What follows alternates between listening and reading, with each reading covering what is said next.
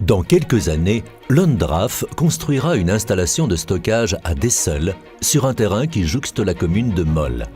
Cette installation de stockage en surface abritera des déchets de catégorie A, c'est-à-dire des déchets de faible et moyenne radioactivité et de courte durée de vie. Le projet a été baptisé Projet 4. Le projet 4 constitue un exemple de fusion unique en son genre entre un concept techniquement sûr pour le stockage des déchets et un vaste projet sociétal qui profite à la région. Les habitants des communes concernées ont été impliqués dans le projet dès ses premiers balbutiements. À travers les partenariats locaux, Stora de Dessel et Mona de Mol, les habitants participent activement à la réalisation de tous les composants du projet 4. Les déchets radioactifs seront confinés et isolés, de sorte qu'ils ne représentent aucun danger pour l'homme ni pour l'environnement. Plusieurs barrières seront installées autour des déchets. Si une barrière devait fonctionner moins bien que prévu, les autres barrières assureraient son rôle protecteur. Les déchets sont actuellement entreposés en toute sûreté dans des bâtiments prévus à cet effet à Dessel. Ils sont traités en vue d'obtenir un produit final stable et sont placés dans des fûts métalliques.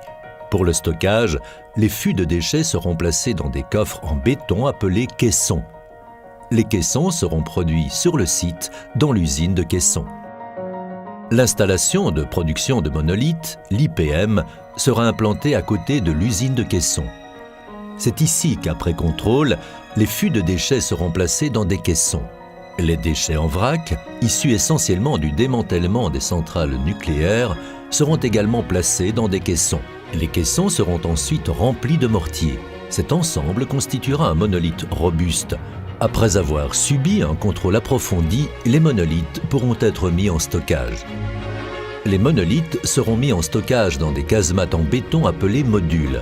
Un par un, les monolithes seront acheminés par voie ferrée de l'IPM vers les modules. Chaque monolithe occupera une place spécifique dans le module. Le niveau de rayonnement des déchets joue un rôle capital pour le choix de l'emplacement. Dans une première phase, 2 rangées de 10 modules de stockage seront construites. Plus tard, 2 autres rangées de 7 modules viendront s'y ajouter. Sous les modules, une couche de gravier de 60 cm d'épaisseur empêchera l'humidité de remonter. Ce gravier sera surmonté d'une couche de 2 mètres d'épaisseur, composée d'un mélange de ciment et de sable. Cela garantira que les modules soient toujours au-dessus du niveau de l'eau. Chaque module abritera environ 900 monolithes. Pendant le remplissage des modules, un toit en acier assurera la protection contre les intempéries. Lorsque tous les modules seront remplis, le toit en acier pourra être remplacé par la couverture finale permanente.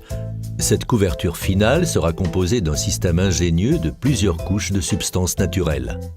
L'eau qui tombera sur cette couverture sera déviée vers des bassins d'infiltration. La couverture offrira également une protection contre l'envahissement des racines et d'animaux fouisseurs. À la fin, ces modules formeront 2 collines dans le paysage. Nous appelons également ces collines tumulus. Les collines mesureront environ 20 mètres de haut et occuperont ensemble une superficie d'environ 180 mètres sur 850. L'intégralité du site sera surveillée en permanence au moyen d'un vaste système de contrôle et de mesure. Un robot contrôlera sans arrêt les espaces d'inspection qui se trouveront sous les modules. L'environnement sera lui aussi surveillé, entre autres au moyen de mesures de l'eau souterraine.